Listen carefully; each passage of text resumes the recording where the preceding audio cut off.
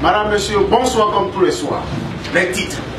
À Boyko, un miracle s'est produit. Bénin. Une Américaine au gros vient de signer un partenariat avec le ministère de la Santé. Israël. Une femme rend témoignage.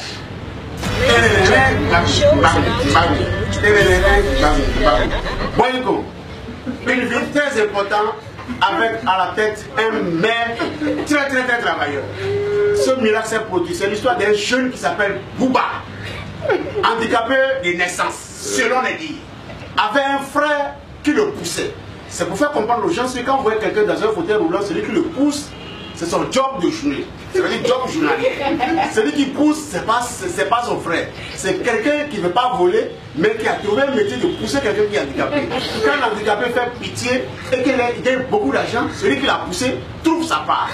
C'est l'histoire de Bouba, un petit handicapé, qui mendiait dans tous les quartiers. Voilà qu'un jour, un gros camion de 1855 roulait à vive allure. À un moment donné, vers le marché de Oudjoto, le chauffeur cria « On doit frère à l'eau, on doit frère à l'eau !» Toutes les dames qui avaient à peine installé les marchandises ramassaient tout. Voilà que le camion était à 200 mètres pour ramasser Bouba et son frère qui le poussait. Voilà le frère qui dit à Bouba « Bouba, de la manière que le camion vient à vive allure, je ne peux pas me sauver et te sauver. » L'adage dit « Sauve qui peut. » Pardon, je vais partir, tu vas te sauver. Toutes les dames qui voyaient la scène voyaient déjà que le camion allait écraser Bouba. Comme un miracle, Bouba s'éleva. Il a sa chaise. Et se mettait de côté, le camion passa. Ça veut vous dire que le miracle de Jésus, ce qui s'est passé au temps de Jésus, prend encore effet au temps de Jésus. Ladies and gentlemen, the show is about to begin. Would you please fasten your seatbelt? Une Américaine de 25 ans vient de signer un partenariat avec le ministère de la Santé. De quoi s'agit-il? C'est une femme américaine que Dieu a donné des gros seins. Et ces seins contiennent assez de lait. Voilà qu'actuellement à Cotonou, beaucoup de mamans ne veulent pas donner le sein maternel. Cette américaine a trouvé l'idée géniale de signer un partenariat avec le ministère de la Santé, y compris le ministre même, pour fournir du sein maternel de première qualité à toutes ces nourrissons qui ont des problèmes de lait.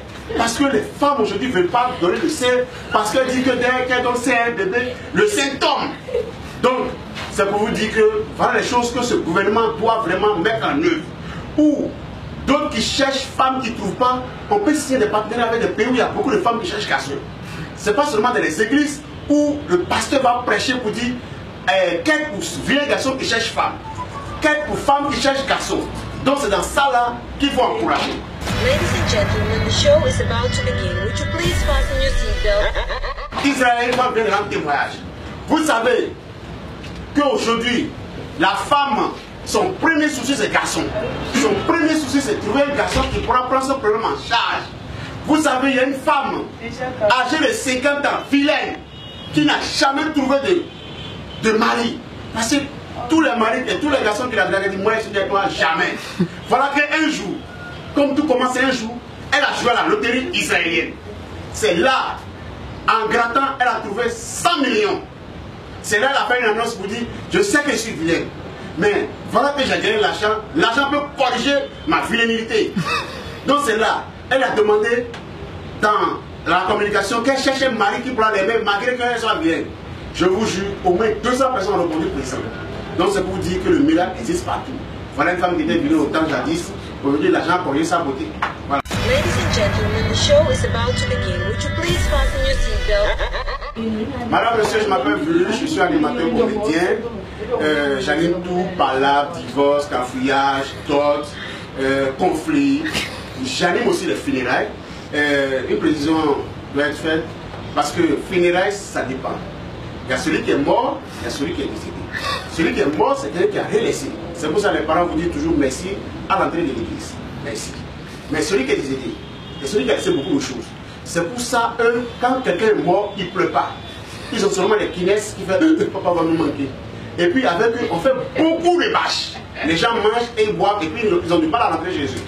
Donc c'est quelqu'un qui est décédé qu'il faut souhaiter. Donc c'est ça. Ma profession, j'anime tout.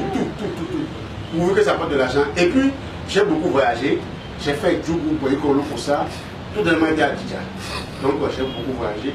Et je suis le seul, quand je prends mon argent, je rentre chez moi directement. Parce que je ne traîne pas beaucoup dans la rue, parce qu'il y a des filles qui mangent dans les garçons. Merci.